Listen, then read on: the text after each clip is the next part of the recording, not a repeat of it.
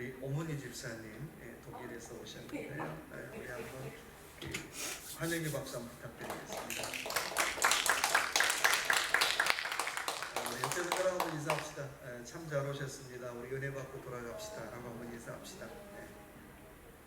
주신 말씀 가지고 앞서가신 하나님을 믿는 사람, 믿는 자라고 하는 말씀의 제목으로 주신 은혜 같이 나누기 원합니다. 코로나 위기 속에 전국에 있는 미혼 남녀 300명을 대상으로 조사를 했습니다. 만약에 당신이 결혼한다면 앞으로 당신의 배우자의 직업은 어떤 직업이 좋겠습니까? 라고 질문했어요.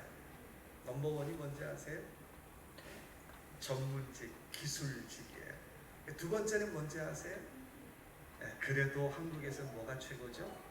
공무원. 이 두 가지 대답을 한 사람들이 70% 가까이가 이 두 가지 대답을 했어요. 또 조사를 했어요. 코로나 위기 속에 사람들이 어떤 직업으로 가장 많이 이직을 했는가를 조사를 했습니다. 지금 내가 가지고 있는 직업에서 어느 직업으로 가장 많이 이직을 했을까? 여러분 놀라운 사실이 하나 나타났어요. 가장 많이 이직한 직업 중에 하나가 무당과 역술인이라고 하는 거예요. 무당, 역술인, 처음 보는 거 있잖아요. 물어봤어요. 아니 왜 하필이면 다른 많은 직업도 있는데 무당과 역술인으로 이직을 하셨습니까? 라고 하는 질문에 첫 번째는 미래에 대한 불안함이 때문에 그랬다는 거예요. 미래에 대한 불안함 때문에 내가 무당과 역술인으로 이직을 했고 또 쉽게 그냥 돈 없이도 시작할 수 있는 잡이기 때문에 시작했다라고 하는 거예요. 여러분 참 아이러니하지 않아요? 앞날에 대한 불안함 때문에 세상 말로 점쟁이로 직업을 바꿨어요. 근데 그 점쟁이한테 가서 점을 보는 사람들은 어떻게 되겠어요? 그 앞날이 어떻게 해요? 더 불안하지 않겠어요? 작년에 무당과 점쟁이, 역술인으로 등록한 사람들의 숫자가 100만 명을 넘어섰단 그래요. 그렇다면 등록 안 하고 그냥 세상 말로 야매로 하는 사람들까지 합친다면 100만이 아니라 200만이 넘을 것 같아요. 아무튼 점집이 잘 되고 있다라고 하는 것, 또 역술집이 잘 되고 있다라고 하는 것은 그만큼 앞날에 대한 불확실성이 크다라고 하는 반증이라고 하는 것입니다. 예레미야 33장 2절에 하나님은 저와 여러분에게 하나님을 이렇게 소개하고 있습니다. 이를 행하시는 여호와, 그것을 성취하시는 여호와라고 말씀하고 있어요. 하나님 어떤 분이십니까? 라고 하는 질문에 나는 앞서 일을 행하시고 나는 그것을 성취하는 분이야 라고 소개하더라는 거예요. 원하기는 이런 하나님의 은혜가 오늘 저와 여러분의 가정에, 저와 여러분의 사업장에, 저와 여러분의 직장에 또 섬기는 우리 교회 위에 함께 하시길 주님의 이름으로 축원합니다. 오늘 본문의 말씀은 고난의 종의 노래예요. 특별히 예루살렘에 대한 회복을 얘기하고 있어요. 하나님 예루살렘이 이렇게 회복되기를 원합니다라고 하는 회복에 대한 갈증이고 노래예요. 그런데요, 그 시작을 이렇게 시작하고 있어요. 7절에 보니까 이렇게 시작합니다. 좋은 소식을 전하며 평화를 공포하며 복된 좋은 소식을 가져오며 구원을 공표하며 시온을 향하여 이르기를 누가요? 내 하나님이 통치하신다 하는 자의 산을 넘는 발이 어찌 그리 아름다운가 라고 시작하고 있어요. 자, 예루살렘의 회복의 시작은 누가 통치하세요? 하나님이 통치하신다라고 하는 이 단어부터 시작하더라는 거예요. 여러분, 예루살렘 회복은 하나님이 통치하시면 회복돼요. 그렇잖아요. 하나님이 통치하시면 살아나요. 하나님이 통치하시면 부흥돼요. 하나님이 통치하시면 역사가 일어날 줄로 믿습니다. 그렇게 통치하시는 하나님, 앞서가시는 하나님을 믿는 사람은 어떻게 살아야 될까요? 첫째는 우리 11절 한번 같이 읽어볼까요? 11절입니다. 너희는 떠날지어다 거기서 나오고 부정한 것을 만지지 말지어다 그 가운데서 나올지어다 여호와의 기구를 매는 자들이여 스스로 정결하게 할지어다. 우리가 앞서가신 하나님을 믿는 사람의 첫 번째 신앙의 태도가 있다면 한번 따라해봅시다. 영적인 좋은 환경을 만드는 사람입니다. 나는 어떤 사람인가라고 한번 질문해 보자는 거예요. 나는 영적인 좋은 환경을 만드는 사람이냐라고 하는 질문이죠. 영적인 좋은 환경을 만들기 위해서는 11절의 말씀 보니까 떠날지어다 떠날지어다라고 두 번씩 말씀하시죠. 우리 11절에 나오는 동사를 쭉 한번 연결해 봅시다. 떠날지어다 떠날지어다, 나오고 만지지 말지어다, 나올지어다 나올지어다 라고 얘기하고 있어요. 여러분, 떠난다는 게 뭘까요? 떠난다는 건 만지지 않는 거죠. 떠난다는 건 뛰쳐나오는 거예요. 내가 지금 있는 곳으로 다른 곳으로 뛰쳐나오는 것이 떠나는 거예요. 만약에 술 중독에 빠진 분이 아유 목사님 나는 술을 끊었습니다라고 계속하면서 어떻게 술집에 살면서 술잔을 만지작거리면서 나는 술을 끊었습니다라고 얘기한다면 떠난 거 아니잖아요. 떠나는 건 술집을 떠나야 떠나는 거예요. 술잔을 만지지 않아야 떠나는 거예요. 장소를 옮겨야 떠나는 거예요. 그런데 오늘 하나님께서 이스라엘 민족에게 어디서 떠나라고 말씀하고 있어요? 바로 포로살이했던 바벨론에서 떠나라는 거예요. 여러분, 바벨론이 어떤 곳인가요? 바벨론은요, 당대 최고의 군사력을 자랑했던 미국 이전에 아마 미국에 버금가는 그런 나라예요. 힘도 최고, 군사력도 최고, 유행도 최고, 뭐든지 최첨단을 자랑했던 나라가 바벨론이에요. 근데 하나님께서 너희 그곳에서 떠나라 라고 말씀하고 있어요. 여러분, 여기 중요한 의미가 있죠. 최신 유행이 영적으로 최신을 보장하지 않는다는 거예요. 유행이 첨단이 영적으로도 최고를 보장하지 않더라고 하는 것입니다. 요즘 인터넷 얼마나 발달했어요. 그냥 컴퓨터도 아니죠. 전화기만 열면 인터넷 연결되잖아요. 그런데요, 영적으로 그만큼 깊어졌나요? 우리 영적으로 그만큼 성장했나요? 영적으로 그만큼 성숙해졌나요? 아니잖아요. 인터넷은 너무나 발달했는데 영적으로 우리의 삶은 너무나 많이 피폐하고 영적으로 너무나 많이 타락해 가더라고 하는 것입니다. 바벨론이라는 말을 아카드어로 신들의 문이라고 하는 뜻을 가지고 있습니다. 그러니까 바벨, 어지럽다는 뜻이죠. 그 동네에 살면 어지러울 수밖에 없어요. 그 동네에 살면 복잡할 수밖에 없어요. 이유는 신들이 너무너무 많은 거예요. 뭐 고무신, 뭐 이런 신들 얼마나 많겠어요. 그런 많은 신들 때문에 그 동네 살면 어지럽더라는 거예요. 여러분, 하나님은 한 분이세요. 세상 말로 하나님이 많으면, 하나님이 여러분이면, 또 여러 하나님을 섬긴다면 머리가 어때요? 복잡해질 수밖에 없더라는 거예요. 우리 시대에 참 많은 바벨들이 있죠. 재물이 하나님 노릇해요. 권력이 하나님 노릇해요. 명예가 하나님 노릇해요. 바로 그런 환경에서 어떻게 뛰쳐나오라고 말씀하고 있어요. 여러분, 죄가 무엇일까요? 죄는 나쁜 짓 하는 게 죄죠. 근데요, 죄는 하말티아 관역에서 벗어나는 죄라고 하는 거예요. 그러니까 하나님이라고 하는 관역에서, 하나님의 영광이라고 하는 관역에서 벗어나면 다 죄라고 하는 거예요. 내가 열심히 했는데요, 내가 최선을 다했는데 no! 과연 하나님의 관역, 하나님의 영광이라고 하는 관역에 정확히 맞췄느냐는 거예요.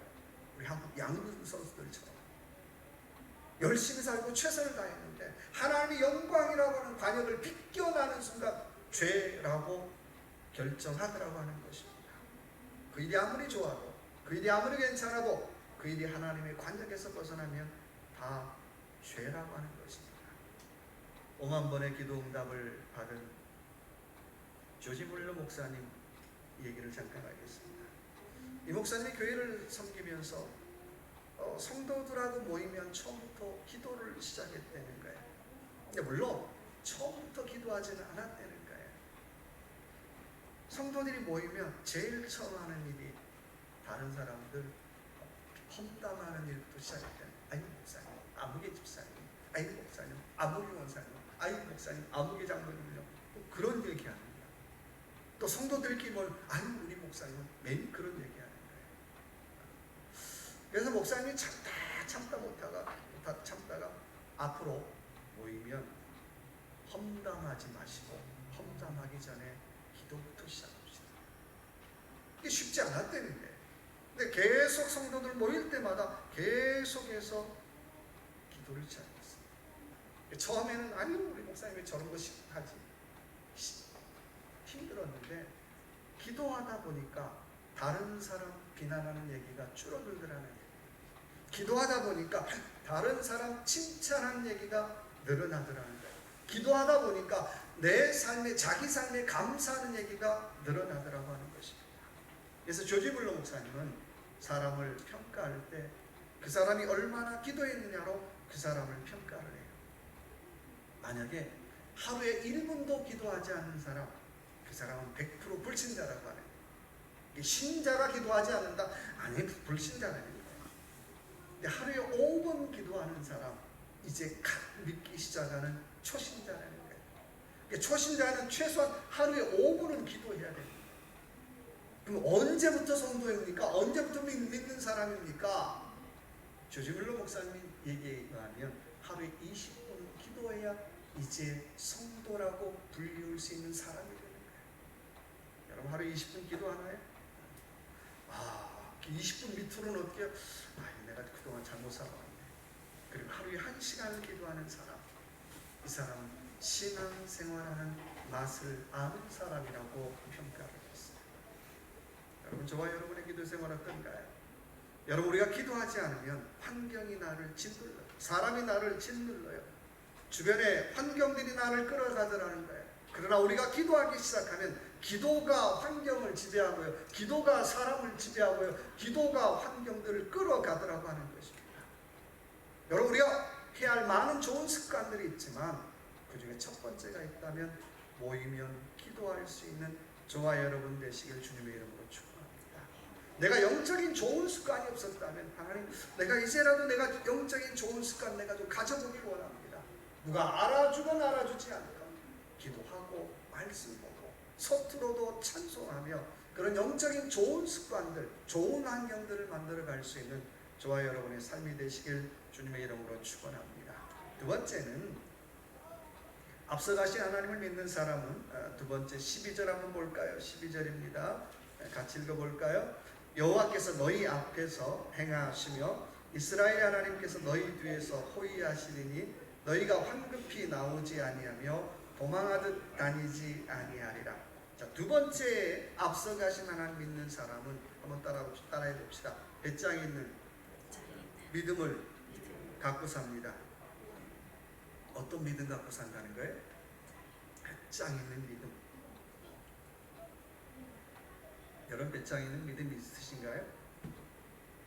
오늘 말씀 보니까 내가 배짱 있는 믿음 가져야 될 이유가 있다는 거예요. 12절의 말씀 보니까 누가? 하나님이 앞뒤로 뭐 하신다고요? 호위해 주신다라고 말씀하고 있어요. 세 번역에 보니까 하나님이 앞서 가시고 하나님이 뒤에서 지켜줄 것이다 라고 번역하고 있어요. 세상 말로 앞뒤가 든든해요. 아무리 그 인생이 잘나고 꼭 보면 어떻게 한 군데 빈대가 있잖아요. 아유, 저 사람 다 좋은데 한 군데가 비어. 저 사람 다 부러운데 한 군데가 비어. 근데 오늘 말씀 보니까 한 군데가 비지 않더라는 거예요. 그렇잖아요. 아무리 똑똑한 사람도 한 군데가 비기 마련인데 오늘 말씀 보니까 하나님이 어떻게 해요? 앞뒤로 호위해 주시겠다라고 약속하고 있어요. 여러분, 건강은요, 물질은요, 누가 지켜주셔야 될까요? 하나님이 앞뒤로 지켜주셔야 그 물질 내가 되는 거예요. 건강은 하나님이 앞뒤로 지켜주셔야 그 건강을 내가 유지할 수 있더라는 거예요. 그러니까 하나님이 앞뒤로 지켜주셔야 내 삶이 평안하더라고 하는 것입니다. 그렇잖아요. 교회도 누가 지켜주셔야 돼요? 목사가 지키는 거 소용없어요. 하나님이 앞뒤로 지켜주시는 거예요. 그러니까 하나님이 앞뒤로 지켜주실 때 그 교회가 부흥하더라고 하는 것입니다. 그래서 믿음은 뭘까요? 믿음은 하나님이 앞도 지키시고 하나님이 뒤도 지켜주십니다. 내가 세상적으로는 빈대가 많은데 하나님이 앞도 지키시고 하나님이 내 뒤도 지켜주십니다라고 하는 확신, 그 확신에 대한 고백이 믿음인 줄로 믿습니다. 만약에 우리가 그런 확신이 없다면 우리는 뻥뻥 나자빠질 수밖에 없어요. 열심히 해도 나자빠지고요, 노력해도 나자빠지더라는 거예요. 지금 한참 도쿄 올림픽이 한참이죠. 한국이 7위를 했어요. 열심히 하고 있는 우리 선수들에게 격려를 보냅니다. 그런데 안타까운 소식도 있어요. 열심히 이제 4년, 5년 준비했죠.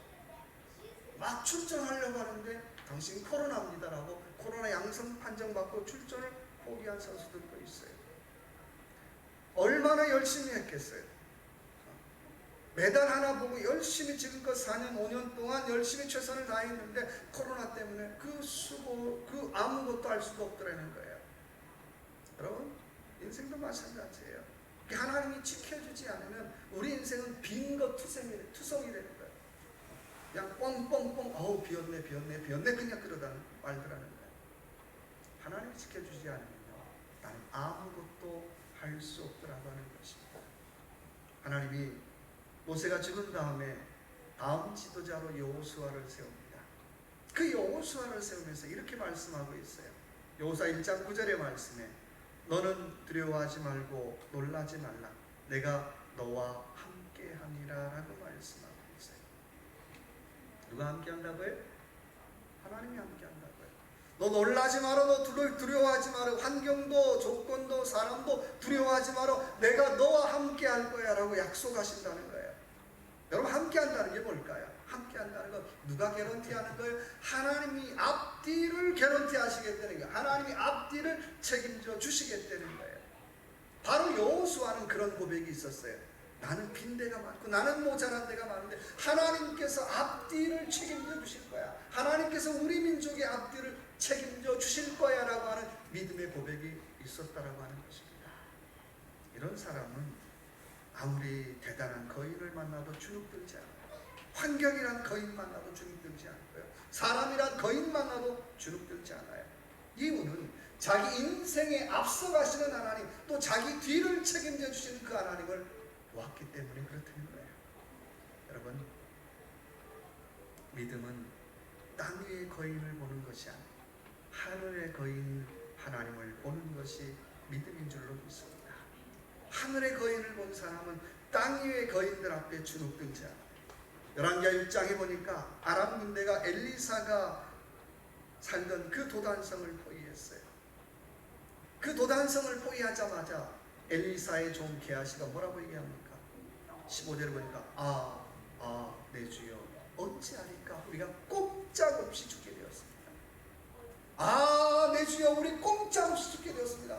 눈 열어보니까 사방이다 아람 군대가 포위하고 있고 내 주여 꼼짝없이 죽게 되었습니다. 그자 엘리사가 뭐라고 얘기합니까? 그래 맞아 우리 죽게 되었다라고 얘기하잖아요.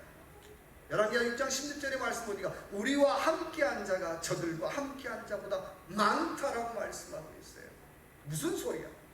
저들이 아무리 우리 성을 둘러싸고 있어도 우리와 함께한 군사가 저들보다 더 많아 걱정하지 마라고 얘기하고 있어요. 아마 성경에 나오지 않았는데 게하시가 이렇게 얘기했을 것 같아요. 우리 주인이 약 먹었구나. 우리 주인이 돌았구나. 우리 주인이 헛것을 먹었구나. 그랬을지 몰라요. 그런 게하시의 마음을 너무나 잘 알아서 엘리사가 뭐라고 얘기합니까? 17절에 보니까 여호와여 눈을 들어 보게 하옵소서.